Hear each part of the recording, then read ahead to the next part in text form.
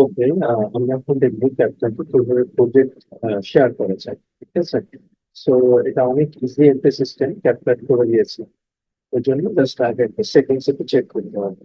এটা হচ্ছে আমরা যখনই আমাদের কোনো ভিডিও বা প্রজেক্ট আমরা চাচ্ছি আরেকটা পিসিতে নিতে, বা আমি চাচ্ছি আরেকজনের সাথে শেয়ার করতে, আমাদের যেটা করতে হবে, এই প্রজেক্টের জাস্ট আমি কোনো জায়গায় ক্লিক না করে, আমি যদি এখানে ক্লিক করি তখন তো এখানে ভিডিও অডিওতে চলে আসবে, বাট আমি যদি কোনো জায়গায় ক্লিক না করি, বাইরে ক্লিক করি, তখন এখানে ডিটেলস এ গিয়ে আমি দেখবো যে এখানে অপশনটা পাচ্ছি import media, copy media to project. হ্যাঁ, এটা নর্মালি বাই ডিফল্ট থাকে হচ্ছে স্টে ইন অরিজিনাল লোকেশন। এটা মানে হচ্ছে আপনি যে প্রজেক্টের ভেতরে যে ফাইলগুলো ইউজ করছেন, অডিও ফাইল বা তারপর হচ্ছে ইমেজ, এই জিনিসগুলো নর্মালি হচ্ছে অরিজিনাল যে কোনো লোকেশন যেটা সেটাতেই আছে। ঠিক আছে, বাট আপনি চাচ্ছেন এখন একটা প্রজেক্ট হিসাবে সেভ করবেন, তাহলে এখানে অপশন দিবেন হচ্ছে কপি মিডিয়া টু প্রজেক্ট। এই কপি মিডিয়া টু প্রজেক্ট হিসাবে সিলেক্ট করার পরে আপনি যদি এখানে সেভ দেন,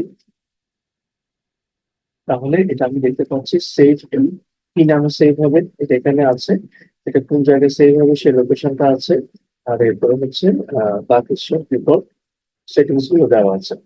তো সেই এটাকে আমি সেভ করলাম এবং এই লোকেশন থেকে আমি কপি করে ফেললাম।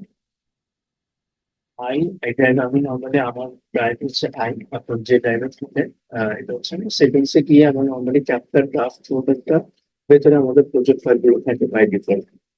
তো এই লোকেশনে আমার প্রজেক্ট ফাইলটা আছে।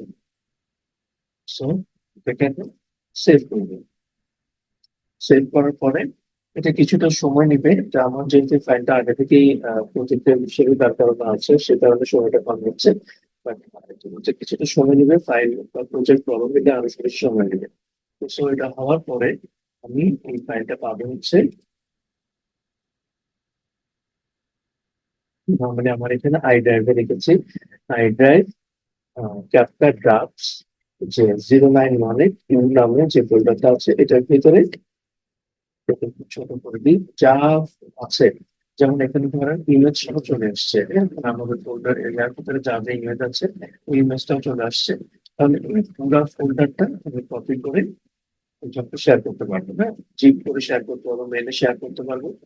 সে যেটা করবে, সেই ফোল্ডারটাকে এক্সট্রাক্ট করে তার যে ক্যাপচার ড্রাফট ফোল্ডারটা আছে, হুম, বেসিক্যালি ক্যাপচার একটা ড্রাফট ফোল্ডার নামে একটা ফোল্ডার তৈরি হবে, সেই ফোল্ডারে এটাকে জাস্ট পেস্ট করে দিবে। পেস্ট করলে ক্যাপচার যখন ওপেন করবে তখন সে প্রজেক্ট ফাইলটার মধ্যে এটা পেয়ে যাবে।